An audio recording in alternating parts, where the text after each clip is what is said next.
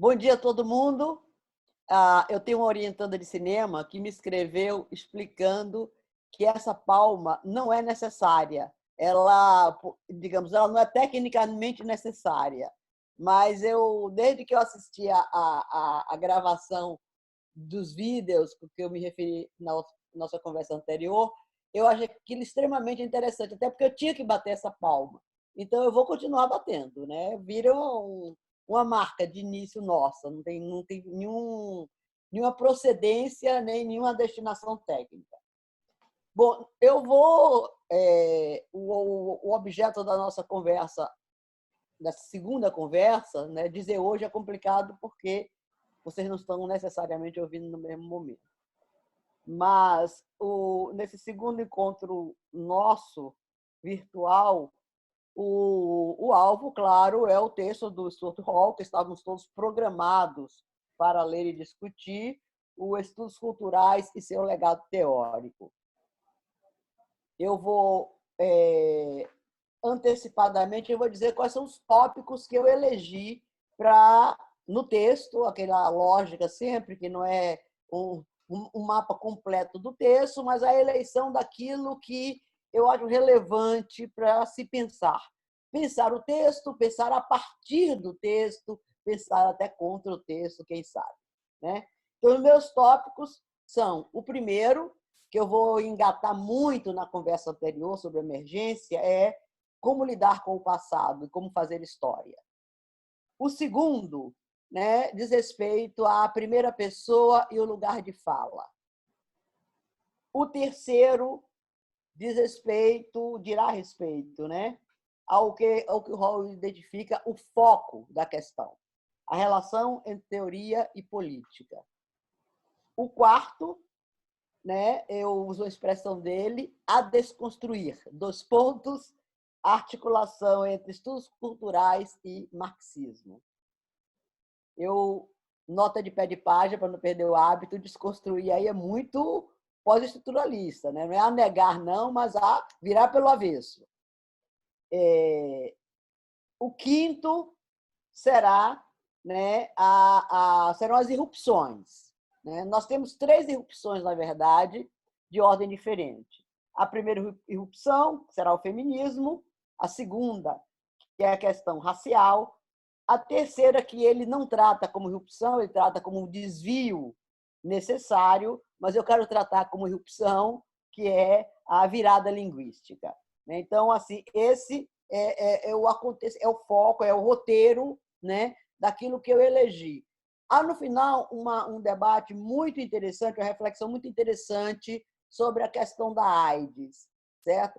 E eu pensei o seguinte, que a questão da AIDS, ou ela está muito distante, ou ela está muito próxima, tão presente que a gente devia dar uma oportunidade de uma conversa especial sobre ela, certo? Então, é isso. Eu quero começar, então, como lidar com o passado, lendo as primeiras 7, 8 linhas do texto do Hall. O título, Estudos Culturais e seu legado teórico, implica que se olhe para o passado de forma a poder consultar-se e pensar-se o presente e o futuro dos estudos culturais em retrospectiva. Me desculpe o consultar-se, pensar-se, porque isso não existe em português, mas tudo bem, vamos lá. Todo mundo entendeu ou entenderemos. Parece mesmo ser necessário fazer-se algum trabalho genealógico e arqueológico nos arquivos. Ora, me é extremamente difícil lidar com a questão dos arquivos, pois, no que toca aos estudos culturais, sinto-me como um tableau vivant. O espírito do passado ressuscitado, outorgando-se a si próprio a autoridade de uma origem. Então, essas são as palavras iniciais de Hall, e eu escolhi para ler porque as nossas principais questões, pelo menos do primeiro item, estão todas anunciadas aqui, né? Eu queria primeiro pensar um pouco, né, nessa palavra legado, né? É bem diferente dizer os estudos culturais hoje, né, ou a história dos estudos culturais. Ou seja, qual é o legado que nos deixou? Mas nós precisamos ter uma noção um pouco mais elaborada do que seja o legado, do que seja a herança, né? A herança não é um estoque pacífico, né?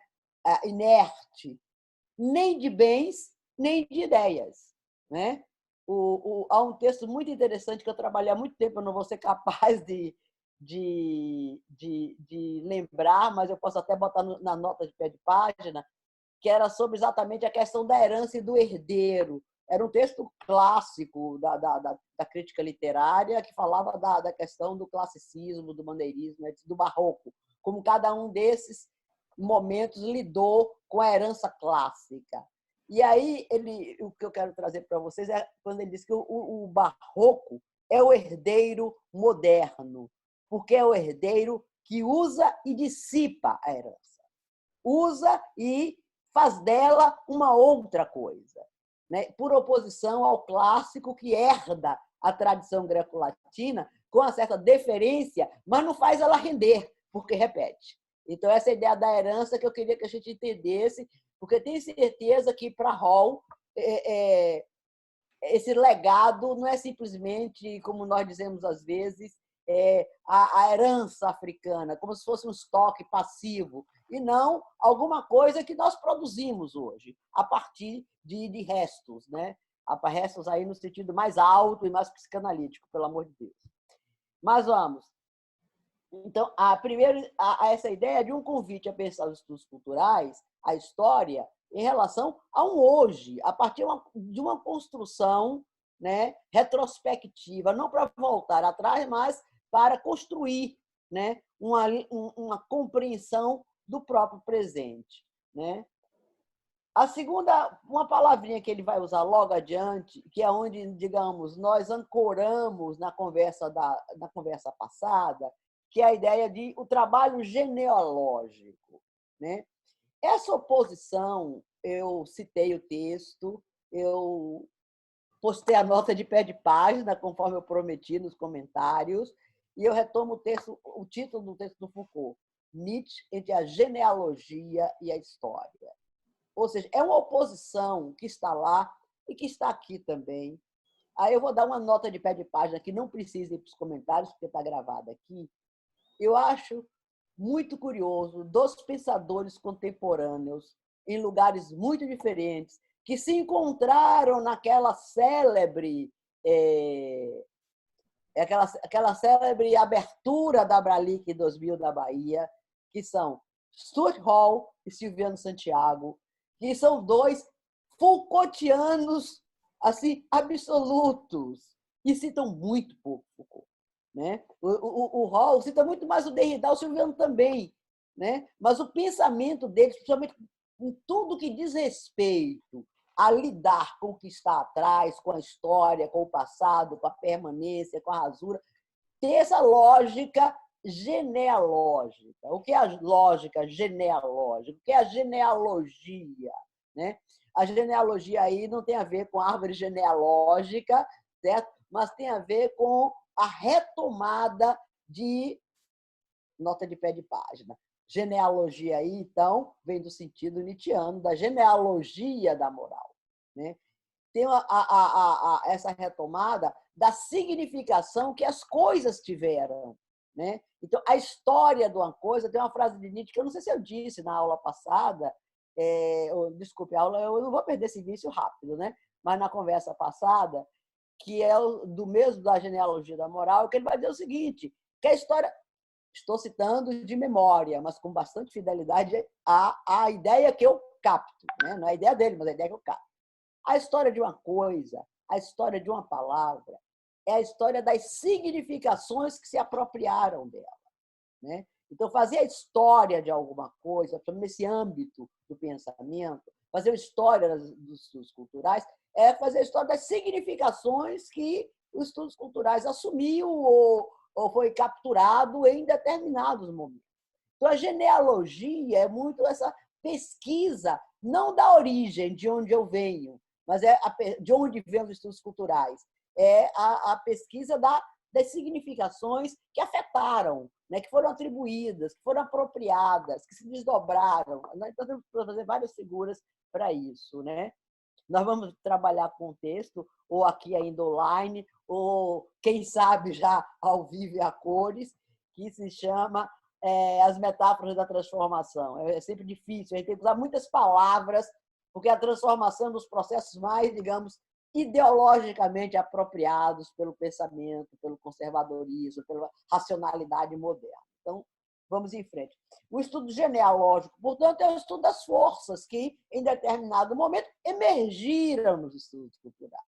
E que tipo de articulação de forças permitiu que certas configurações viessem à tona, certos enunciados, certas análises, né, certos diagnósticos, certos prognósticos, enfim, certas hipóteses, e assim sucessivamente.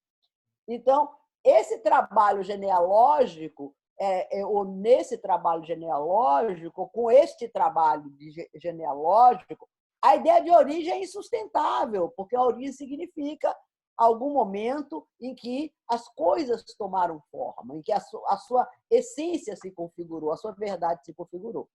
Então, nesse ponto, o Hall, né, está absolutamente ao lado, ao colo, embora nunca tenha mencionado, que eu saiba, ele pode depois falar sobre isso, do Nietzsche, né? E, claro, como de leve, até nesse próprio texto, né, que ele fala, é uma formação discursiva, Foucaultianamente, uma coisa muito leve, muito imprecisa, até porque não há em Foucault uma definição tão clara do que seja isso. Mas vamos lá. Então, essa ideia do trabalho genealógico, ele vai fazer a genealogia. E aí vem o segundo problema, né? Primeiro, essa abdicação da origem e também a abdicação do começo. É importante a gente eleger um começo para as coisas, mas não é o alvo dele nesse momento. Não é contar história. Né? A segunda questão, portanto, que vai aparecer, e já está naquele trechinho, que é a questão de quem fala. Né? O lugar de fala pode ser um sintagma, digamos, que nos ronda, né, hoje, mas a questão de quem fala é uma questão bem anterior. Né? A questão de quem fala, depois vai na nota de pé de página, né? A Liv está anotando enquanto eu falo, porque eu acho que tenho dificuldade de escrever enquanto eu falo. Né? Há um texto do Foucault, o Nietzsche, Freud e Marx, que é exatamente um texto que ele vai dizer que o pensamento contemporâneo surgiu ali, porque não são absolutamente sincrônicos, mas são próximos, são absolutamente dispersos em termos de seus campos e seus objetos de pensamento, né, as forças que movem esse pensamento, mas são três indivíduos, três conjuntos, né, de formulações que têm esse ponto, essa convergência. Todos três criaram um problema muito grave, né, ao apontar digamos, o relevo, a importância de quem fala, né, nos enunciados, em qualquer enunciado. Não vamos entrar nisso, porque não dá tempo. Vamos adiante. Então, o lugar nós podemos tratar esse tópico da primeira pessoa, que é uma coisa que está como no item do nosso programa, é central para Hall, porque é central para o pensamento contemporâneo, é central para os estudos culturais, né? É central para qualquer conhecimento que se estruture muito atento, faça um trabalho de autorreflexividade, quer dizer, que se pense, que se coloque. Isto é a partir deste lugar intelectual, deste lugar epistemológico, desse lugar histórico, né? Desse lugar de desejo. Então, toda a problemática do lugar de fala e da autoridade do sujeito está nessa circunstância. Eu vou citar nota de pé de página. Tem um texto dos anos 90, se eu não me engano. Eu me lembro que foi um livro que nós organizamos, eu e a Eneida Souza, muito, muito pitoresco, o livro de duas Eneidas, que tem um texto dela que depois ela publicou em outros, acho que num dos livros dela, que eu não me lembro qual foi, porque eu sempre uso o texto do livro que nós organizamos, do livrinho antigo, que se chama Tempos de Pós-Crítica. onde ela vai colocar, foi no auge do debate sobre os estudos culturais, onde ela vai colocar que o que marca a crítica, o que marcava a crítica naquele momento, e cada vez mais, é essa encenação do sujeito no corpo do texto. Entendeu? O sujeito está presente no corpo do texto. É claro que o sujeito sempre esteve presente porque o sujeito escreve, mas ele não era tematizado no texto, pelo contrário, né? Antigamente a ideia era a neutralidade que escondia o sujeito. Alguém escrevia, alguém pensava, alguém propunha, mas era invisível isso. É como se essa proposição fosse um enunciado verdadeiro. Essa é a lógica da ciência, né? Da ciência moderna. Então, o Foucault terá uma grande preocupação, desculpe, um ato falho terrível. O Hall terá uma grande preocupação permanente, né, em muitos dos seus textos, em encenar-se. Encenar-se aí não é fingir, mas significa trazer para a textualidade a circunstância da escrita, a circunstância da vida, o momento de pensamento, etc. Em relação a esse texto, é muito interessante, porque ele não só fez parte, né, da grande efervescência dos estudos culturais britânicos. Ele, para muitos, é lamentável, é uma formulação antiga, mas tudo bem. Hall é o pai dos estudos culturais, né? Então, essa paternidade que ele vai tratar com ironia, porque esse é outro traço do Hall, né? Não é o humor impertinente que eu citei ontem do Eglinton, mas o britânico está ali também, né? Um certo humor, uma certa ironia, a auto-ironia com muita frequência, que é, digamos, uma coisa extremamente positiva, né? Então, a auto-ironia, quando ele vai dizer que ele não vai contar como ele encontrou o Raymond Williams, ou seja, essa genealogia dos grandes pais da crítica cultural, ou até do que se chamou de início sociologia da cultura. Então, essa referência essa autoridade do sujeito, essa presença, né? Essa perspectiva, ele usa uma palavra muito séria, autobiográfica, e aí vem a grande virada. Essa perspectiva autobiográfica é importantíssima, não porque ela assegura a verdade daquela rememoração. Ela é importantíssima porque ela alerta que aquilo é a rememoração de um indivíduo, o indivíduo que escreve, certo? Então, a primeira pessoa, ao contrário do que se pensa e do que às vezes acusam a gente, a primeira pessoa, isso que nos atormentam, eu acho, a gente pode pensar que isso não é um achismo e imposição de opinião, não, isso é uma relativização, né? Quando a gente está com medo de alguma coisa, dizer alguma coisa na sala de aula, eu acho, o eu acho é um modo de dizer, isso é uma perspectiva minha que está aí, eu estou oferecendo para que a gente discuta. Então, o Hall diz isso de maneira muito interessante, que a visão autobiográfica ela serve para relativizar, né? Ou seja, está claro que ele está falando de uma perspectiva e outros falariam provavelmente de outra perspectiva, né? Então, esse seria o segundo ponto, coisas a pensar, né? E são coisas extremamente relevantes, são coisas que estão na nossa pauta, né? Não é simplesmente quem fala, quem pode falar, quem deve ouvir, mas é a problemática, né, do sujeito na enunciação, principalmente nesse campo da reflexão sobre a cultura. O terceiro tópico, né, que é o tópico, digamos, que seria mais previsível no ensaio que se chama O Legado, né, dos Estudos Culturais. E talvez seja o tópico pelo qual Hall é mais assertivo e mais rápido, né, que é a questão da relação entre teoria e política, e uma espécie de sabe essas coisas que a gente faz, que a gente tem que fazer com seriedade, certo? Mas tem que fazer, mas não estão no nosso alvo principal, que a gente vai fazendo e ticando, né? Então, ele tem que ticar algumas coisas. Ele não pode passar simplesmente, né? Sobre uma pergunta que é uma pergunta indesejável, ele não está interessado, que é o que são os estudos culturais? São qualquer coisa? Porque havia nos anos 90 ainda uma maneira de existiam duas maneiras de desqualificar quem estava preocupado com a crítica cultural, com os estudos culturais. Uma era chamar as pessoas de culturalista. Não, hoje, um dia, a gente vai conversar sobre o que é um culturalista e como isso se tornou um xingamento, né? E a outra era dizer que os estudos culturais não eram nada, eram qualquer coisa, um vale-tudo. Ele, claro que não está interessado em manter, que é afastar essa ideia, mas, ao mesmo tempo, ele não quer cair naquela armadilha que nós falamos na nossa conversa anterior, de definir os estudos culturais. E aí eu fiz um levantamento que é muito interessante, que são as inúmeras palavras que ele usa, as imagens ou metáforas, que é como ele gosta de dizer, né, para falar dos estudos culturais. Ele vai dizer que os estudos culturais é um desejo, é um sintoma, é uma utopia, é uma alquimia, é um bloco histórico, é um ruído teórico.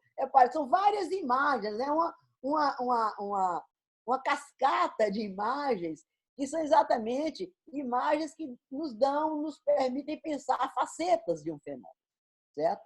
Então, talvez uma coisa interessante para a gente pensar em termos de produção de conhecimento contemporaneamente é que o que se demanda de nós não é exatamente mais aquela linearidade da reflexão, né, que até se estrutura 1.1, 1.1, 1.1, 1.1, 1.1, 1.1, ou seja, há uma amarração na reflexão, certo? Não é também a imagem que vocês adoram e todos nós nos escapamos dela. Eu preciso aprofundar isso. A ideia de que em descendo a verdade se encontra, certo? Isso não é bem... minha perspectiva é muito verossímil, né?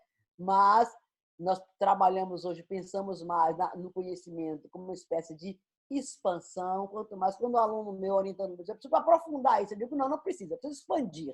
Né? Então, é muito mais no sentido da superfície, que se expande, que se torna mais complexa, certo? Mas, e aí aconteceu uma coisa desagradável, eu me perdi. Não sei de onde eu parti para essa conversa, assim, das definições de estudos culturais. Então, ele vai usar uma série de figurações, né, que nos permitem pensar, e aí vem onde eu estava. Ou seja, como se nós pegássemos um objeto e o colocássemos defronte de uma luz e fizéssemos uma pequena rotação. A cada momento dessa rotação, eu vou ver uma imagem, eu vou ter uma dimensão de alguma coisa, certo? Então, é um pouco assim que funciona no texto do Hall. A Liv vai falar com vocês em algum momento, eu imagino, né, do pensamento musical de Hall. Né? Eu falarei um pouco desse pensamento prismático, né, que vai deslocando e a cada momento aquela coisa vai aparecendo numa outra feição, certo? Então é um pouco isso que ele tenta não fazer, porque ele não vai desenvolver, mas ele tenta nos induzir. Para Hall, o que é central, né, nos estudos culturais, ele chega a dizer, deixa eu ver se eu acho aqui nas minhas anotações, certo? Quando ele diz que o foco, ele usa a palavra, né? O foco da questão é a relação entre teoria e política. Por que é o foco? Certas coisas a gente tem uma certa dificuldade de compreender, não porque elas não sejam estranhas, mas porque elas se tornaram muito familiares. Então, para nós hoje, essa articulação em teoria e política é algo do qual, com seriedade, poucos escapam. Né? É uma dimensão do pensamento, nesse âmbito das ciências humanas, pelo menos. Né? Mas não só. Mas, naquele momento, vem de um grande debate, porque nos anos 60, 50, 60, até 70, o estruturalismo, né, propugnou por uma dissociação, por um certo formalismo. Isso chegou a todas as ciências, certo? Um equacionamento quase matemático do funcionamento da textualidade, certo? E que essa dimensão contextual, histórica, política foi retirada.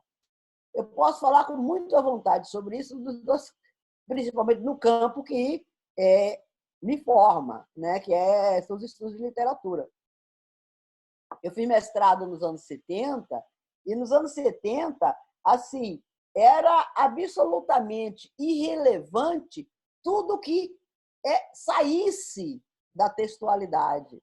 Então, por exemplo, eu consegui fazer uma graduação e estudei extraordinariamente Clarice Lispector, não por mérito meu, mas porque eu tinha uma professora de teoria da literatura, que era Judith Grossman, na Bahia, que era uma grande conhecedora, uma grande estudiosa de Clarice. Certo? Então, eu tinha familiaridade com o texto de Clarice, e em 76 eu vim a um congresso na PUC. Isso é muito interessante, essa história, para a gente pensar no corpo em cena da textualidade. Eu vi um congresso na PUC, onde estava Afonso, etc. Eu fazia mestrado lá, mas tinha colegas da minha geração que faziam mestrado aqui. Havia uma conversa muito intensa, né? Tanto que depois eu vim fazer o doutorado aqui, nessa rede. E é assim, mas em síntese, eu fui apresentada a Clarice Lispector, né? E quando a Clarice me estendeu a mão, eu quase entrei em pânico, porque nunca ninguém tinha me dito que a Clarice tinha sofrido um grande acidente, uma grande queimadura, que havia uma deformação. Por quê? Porque, como havia decretado Barthes, o autor estava morto. E é nesse sentido que ele trabalha mesmo, da exclusão do autor.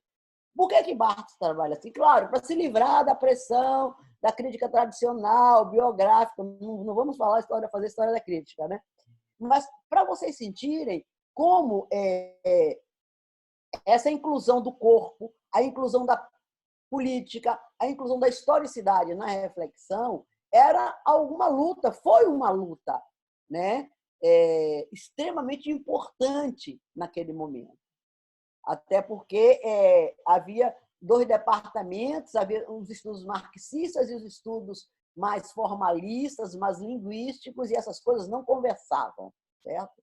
É por isso que entre as duas coisas que não conversavam, a cultura não era um objeto de reflexão, tal qual nós pensamos que é hoje, era de outra forma. Mas voltamos, então, a essa questão dos estudos culturais, né? Além dessa centralidade da articulação, ele vai dizer isso de uma outra maneira, com palavras muito familiares, quer dizer, que é uma certa articulação entre o pedagógico e o performático, ou seja, entre a reflexão e a interpelação, né?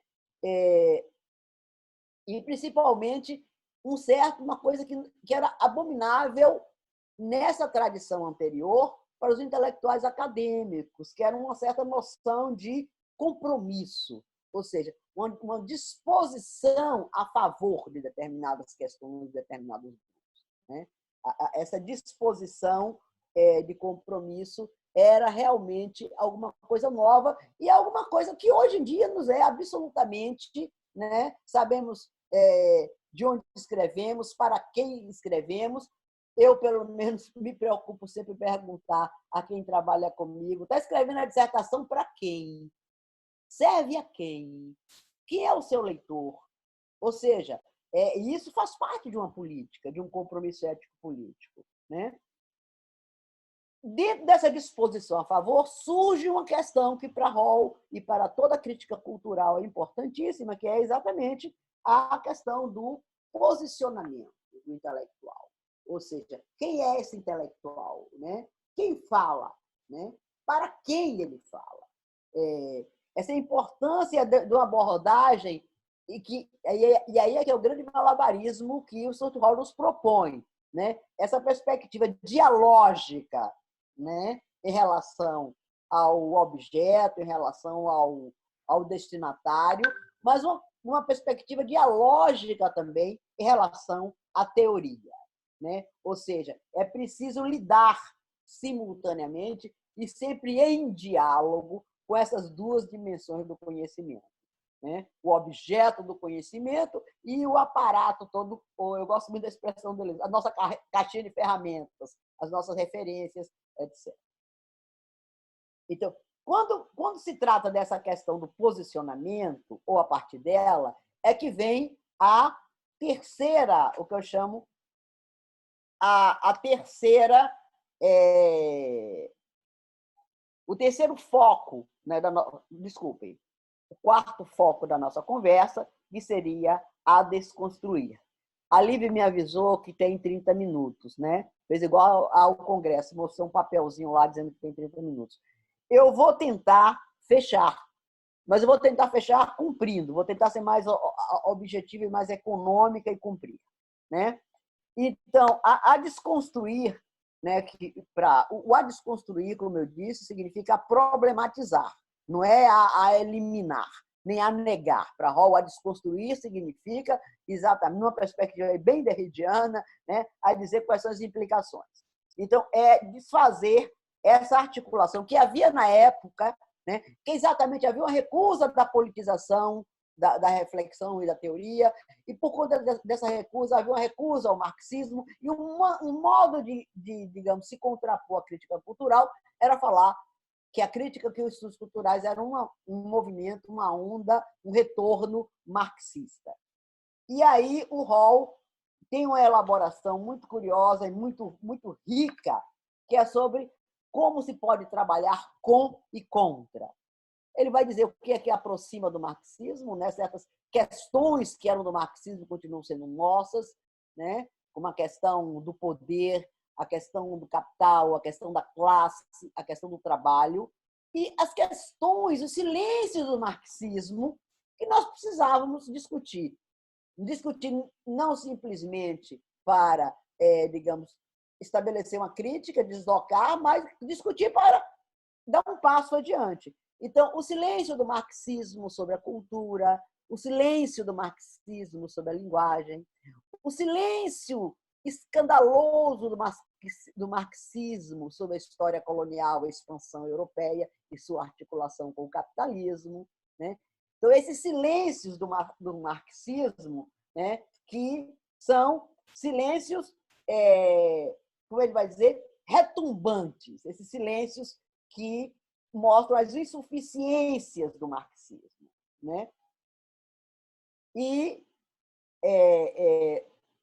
um que está referido, mas eu não usei a palavra dele, né? O seu eurocentrismo, ou seja, silêncios e insuficiências do marxismo. E é nessa cena que ele vai trazer a importância de Gramsci para os estudos culturais, né? Então, a importância de Gramsci é exatamente a questão do Gramsci, que também era um marxista, em luta com o marxismo, no sentido de contornar ou enfrentar uma insuficiência, que era exatamente a reflexão sobre a cultura, sobre o nacional popular, e aí da qual vai derivar. Nós temos um texto também só sobre a influência de Gramsci para o estudo, né, do racismo, da etnicidade, eu acrescentaria do racismo. Estou abreviando. No final, nós temos o último tópico, que eram as emergências, as irrupções. Certo? A primeira delas, ou seja, aquilo que mudou os estudos culturais, as forças que emergiram e romperam. Então, não é uma interrupção, porque não houve uma interrupção, houve uma irrupção, a metáfora é irrupção. Alguma coisa que vem à tona naquele sentido de emergência que nós definimos na conversa anterior, né? Alguma coisa que se expõe, né? Se articula com força suficiente, forças recalcadas que se expõem e produzem grandes afecções. Então, é o caso do feminismo, né? Se vocês lerem o texto, é muito interessante, porque ele vai contar mesmo, ele vai contar, né? Essa parte é o bom homem, né? Rememorando, contar como as mulheres chegaram, subiram na mesa, cagaram na mesa, assumiram a direção do centro, né?